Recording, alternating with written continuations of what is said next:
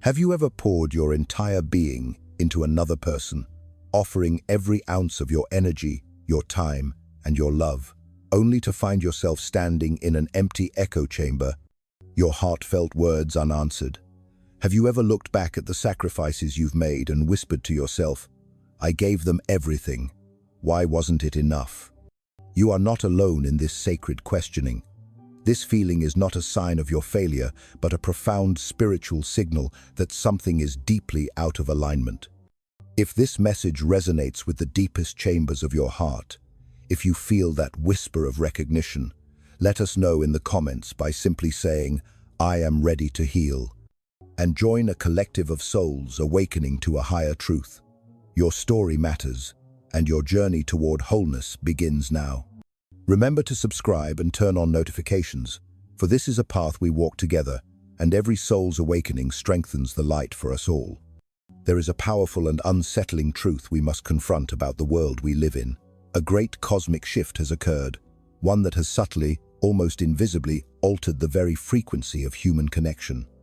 The sacred energy of capitalism, designed for the marketplace of goods, has overstepped its boundaries. It has seeped through the cracks of our world and has done something audacious. It has attempted to colonize the sacred territory of the human heart.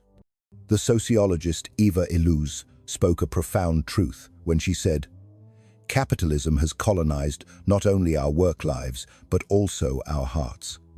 We now love like we consume with risk, debt, and calculation." This is not just a theory, it is a spiritual diagnosis of a collective ailment. We have been conditioned to approach the divine act of loving with the cold, calculating mind of a consumer. We weigh the risks, we calculate the potential return on our emotional investment. We accumulate what can only be described as a spiritual debt, a heavy, unseen burden that drains our life force. Think about it. In the world of commerce, every transaction is governed by an expectation of return. You invest money, you expect a profit. You pay for a service, you expect a result. This logic is efficient for business, but it is poison for the soul. When this transactional frequency infiltrates our relationships, love ceases to be a spontaneous, divine flow of energy between two souls. Instead, it becomes a silent, agonizing contract. An invisible ledger is kept in the quiet corners of the mind, where every act of kindness, every moment of patience, every sacrifice made is meticulously recorded as a credit. And with every credit entered, a subconscious expectation of payment is born. "I have done this for you," the soul whispers. "So now, you are indebted to me. You owe me love. You owe me security. You owe me reciprocation." This, my friends, is the dangerous and heartbreaking illusion of emotional debt. It is a profound misunderstanding of the universal laws that govern true divine connection. Most people believe they are deeply in love when, in fact, they are entangled in a complex web of emotional indebtedness. This distinction is not merely semantic. It is the chasm between spiritual freedom and perpetual bondage, between authentic connection and a painful, lonely performance. Understanding this difference is the first critical step toward your awakening and your liberation. You must understand that this emotionally indebted self was not born with you. It is not an intrinsic part of your divine blueprint. No, this version of you was carefully and systematically produced. It was sculpted over years by a society that vibrates at the frequency of neoliberalism, a culture that relentlessly champions performance, productivity, and the commodification of all things, including human emotion. From a young age, you were taught a subtle but pervasive lesson. Your value is conditional. It is something to be earned. You learned that to receive affection, you must first perform. To be worthy of love, you must prove your merit through tireless effort and sacrifice. This is the great lie that disconnects us from our inherent worthiness.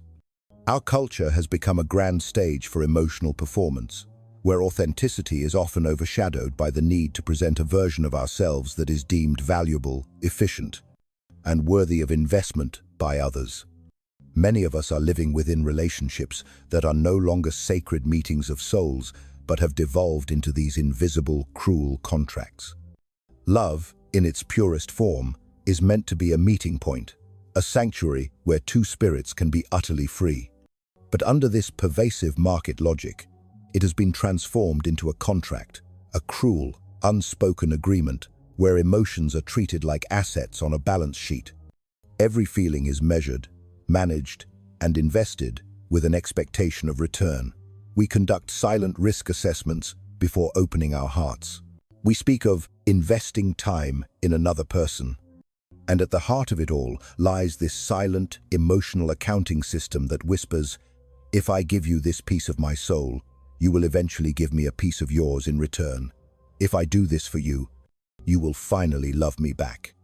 This is the foundational programming of the emotionally indebted self, a programming that sets the soul on a path of inevitable pain and disappointment. Because the universal law is this: love that must be bought is not love at all. This deep-seated belief that love must be earned creates a tragic and self-perpetuating cycle of suffering. The promise of an emotional return becomes a mirage in the desert of the soul, always shimmering on the horizon, but never reachable. This hope, this illusion of reciprocity, is what keeps so many souls trapped. They continue to pour their energy into an emotional void, believing that just one more act of service, one more sacrifice, one more patient night of waiting will finally be the one that balances the scales. But the scales were never meant to be balanced in this way. The other person in this dynamic often isn't even aware that a transaction is taking place. They are simply the recipients of a relentless flow of energy, while the giver sinks deeper and deeper into an unpayable emotional debt. What remains is a profound and hollow emptiness, the silence of an investment that has yielded no return. The soul feels bankrupt, used, and utterly exhausted. This is not just a psychological phenomenon, it is a structural crisis of the spirit. It is the new, modern face of romantic suffering, manifesting as asymmetrical relationships where one soul gives without limit and the other simply benefits, often oblivious to the imbalance and the silent suffering it causes. This cycle of emotional debt inflicts a deep and insidious trauma upon the soul. It is a wound that festers in silence, often hidden beneath a performance of strength and resilience. Those trapped in this debt often don't even recognize the prison they inhabit. They keep trying, keep yielding, keep planning futures with individuals who have little regard for the sacredness of the present moment. This is not a weakness. It is a testament to the power of their conditioning, the deeply ingrained belief that love is a reward for good behavior, that relentless effort must, eventually, be recognized and reciprocated. But here is the immutable truth you must embrace. When love is transformed into an investment, it is already spiritually dead. The more you invest with the expectation of a return, the further you drift from the authentic, vibrant frequency of real love. A frequency that is defined by its freedom, its spontaneity, and its effortless mutuality. This video is a divine call to awareness. It is a mirror held up to every soul who feels a deep, gnawing exhaustion. It is for those who feel used, drained, and emotionally bankrupt. The question we must explore is not, why doesn't the other person reciprocate? The deeper, more transformative question is, why do I still believe I need to pay to be loved? This is not about saving a relationship. This is about a far more critical mission, saving your own soul from the cruel logic that turns feelings into debts and people into creditors of affection. Throughout our journey together today, we will dissect the anatomy of this emotional debt, illuminate the hidden mechanisms that sustain this vicious cycle, and most importantly, we will uncover the divine keys to breaking free. Because you must know this in every cell of your being. No soul is destined to live in an emotional deficit. The emotionally indebted subject is not born ready-made. They are a product of their environment. They are slowly and methodically shaped by a culture that has profoundly confused affection with market logic. This individual learns from the very beginning of their journey that love is something to be earned, a prize to be won through performance. They are taught that their emotions must be carefully measured, controlled, and managed like a precious resource, always invested wisely for maximum return. In the end, every feeling becomes a form of investment, every gesture a calculated move in a complex game. This way of thinking is not just a personal quirk, it is a social contagion. It arises at the toxic intersection of neoliberal capitalist values and the modern ideal of affective intimacy. This is the fertile ground from which what Eva Illouz calls emotional capitalism is born. A system where the very essence of our inner lives is captured and distorted by market dynamics. Over the past 50 years, Western society has undergone a silent but profound mutation. The realm of feelings, once a sanctuary of spontaneity and authentic expression, has been transformed into a territory of performance. The logic of the business world, built on effort, reward, productivity, and efficiency, has stealthily invaded the most intimate sphere of human existence, our romantic lives. In this new paradigm, individuals are expected to know how to market their personalities effectively. They are praised for their ability to manage emotional crises with a detached, mature efficiency. They are encouraged to consistently invest in others and to grow together, as if their relationship were a startup company seeking venture capital. Within this framework, love itself transforms into a form of labor, and worse, a form of labor that demands, requires, and drains, but rarely, if ever, pays back. The indebted soul is one who has fully internalized this logic. They operate from a core belief that if they offer an endless supply of understanding, attention, intimacy, emotional stability, future planning, and infinite patience, then, at some future point, they will be rewarded with the love they so deeply crave. They live their lives as if they are paying off invisible installments of an effective financing plan, always hoping for an emotional profit that never materializes. This construction is not accidental. It is relentlessly reinforced by the narratives that surround us in self-help books, in romantic movies, in popular songs, and even in well-meaning family advice. If you are just good enough, he or she will change. Keep insisting, that's proof of your love. Every relationship requires effort. The poison in these messages is subtle. The problem is that this mentality creates a perverse and painful equation. The more one gives, the harder it becomes to accept that there will be no return, because admitting this truth would mean facing the total collapse of the belief that love can be earned through merit. This is the very origin of the debt, a toxic combination of the promise of a future reward and the profound inability to recognize that perhaps that future will never come. The indebted subject, therefore, lives in a permanent state of emotional anticipation. They exist in a hypervigilant state, constantly trying to guess what the other wants, adapting their own needs, nullifying their own desires, and reorganizing their entire being, all in service of keeping alive the project of reciprocated love. But this project is, more often than not, a one-sided endeavor. And it is precisely this asymmetry that we must now bring into the light.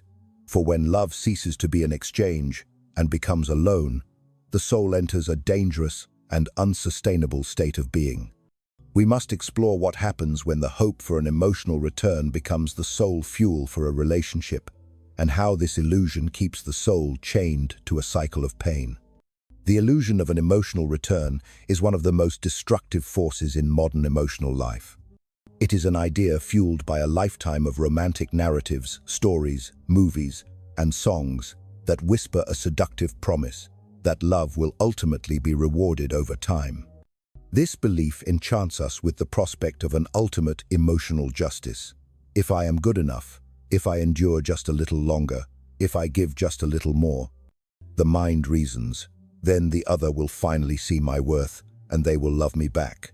But you must awaken to the truth. This logic is a spiritual trap. Genuine love does not emerge from effort. It springs forth from connection.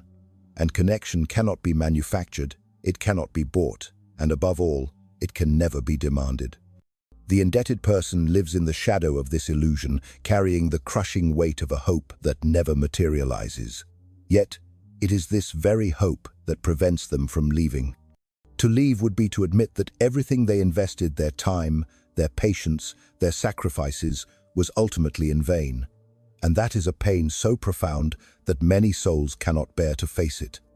So, they choose to continue. They prefer to increase the debt, to renegotiate their own limits, to recalculate their expectations. They pretend they are building something sacred, when in fact, they are merely emotionally surviving within a bond that no longer nourishes them. This is the insidious logic of hope for a return. It's an expectation shaped by a system that has taught us that anything can be achieved through sheer force of will and persistence. But in the sacred realm of affection, this is a dangerous fallacy. Love is not a consolation prize for the one who has endured the most pain. It is not a reward for being loyal, patient, or understanding. It does not respond to the logic of merit. It responds only to the logic of presence. Either there is a mutual, vibrant exchange, or there is no true bond. Everything else is a fantasy. And this fantasy is particularly cruel because it makes you complicit in your own suffering. You begin to interpret their disdain as mere distraction, their coldness as unresolved trauma, their indifference as a fear of loving. Everything is rationalized to protect the fragile illusion that this relationship can still work out. And in doing so, you drift further and further from the reality of your situation. You become disconnected from yourself, from your own feelings, your own needs, and your own sacred limits. Admitting that the other will not change, that they will not reciprocate, that they never truly wanted the same thing, that would mean the end of hope. And without that hope, what remains? But it is precisely here, in this moment of potential despair, that the key to your freedom lies. It is in the shattering of this illusion that the process of liberation truly begins. It begins by facing the raw, unmasked absence of reciprocity. It is the realization that you are trapped in a debt that was never yours to begin with. You have been paying interest on a love that was never promised.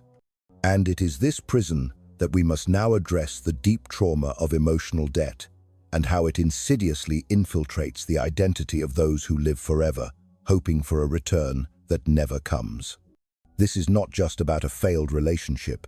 It is about the silent collapse of your own subjectivity, the gut-wrenching feeling of having paid for something that was never truly delivered. Emotional indebtedness is not a fleeting state of romantic frustration. It is a continuous psychological trauma. It is a slow, corrosive process that wears down your identity, undermines your self-esteem, and fundamentally recalibrates how you see yourself and relate to the world. The emotionally indebted individual doesn't just feel unloved. Over time, they begin to believe they are unworthy of love, unless they are in a state of constant sacrifice. This distortion is so profound that pain itself ceases to be a symptom and becomes confused with love. This is where the trauma settles deep into the soul. Because over time, you learn to associate affection with effort, attention with performance, and connection with suffering. You normalize abandonment, you relativize coldness, and you idealize the indifference of others as a complex puzzle to be solved, rather than as clear evidence of a lack of reciprocity. So, you cling to relationships that hurt you, believing that each new disappointment is just another step toward a final, glorious recognition. Love becomes a waiting game, an endless vigil, an eternal, not yet, an almost there, a just a little more. The consequences of this are devastating. It leads to constant anxiety, persistent feelings of inadequacy, a paralyzing fear of rejection, and a profound depersonalization. You begin to live for the other person, regulating your own emotions based on their fleeting crumbs of attention. Every replied-to message becomes a moment of relief, every silence a pit of anguish. Every small gesture is overvalued as a sign of hope, when, in reality, it is often just the bare minimum, and sometimes not even that. Your mind enters a state of chronic vigilance, always trying to anticipate reactions, avoid conflicts, and suppress your own desires. This is what Illouz terms emotional performativity. a way of existing solely to maintain the affection of another, even at the cost of your own soul. This trauma is insidious because it doesn't arrive with loud, explicit violence. On the contrary, it operates within relationships that, on the surface, may appear civilized, merely difficult, or full of nuanced challenges. But inside, these are environments of psychic exhaustion. You remain silent to avoid being a bother. You yield to avoid being abandoned. You silence your pain to preserve a relationship that only exists at the expense of your own emotional integrity. The trauma of this affective debt is not a sudden collapse. It is the slow, steady erosion of everything you once were. And the longer this dynamic persists, the harder it becomes to escape.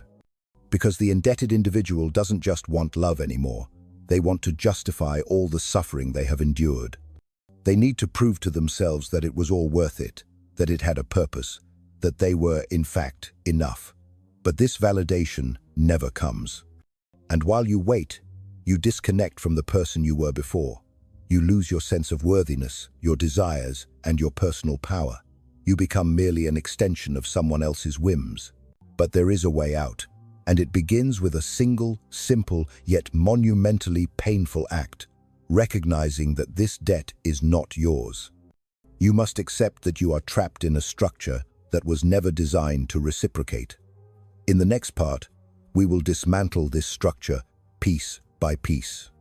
We will understand how to break this devastating cycle, why true love never operates on the logic of continuous effort, and what it truly means to love without functioning as an emotional line of credit.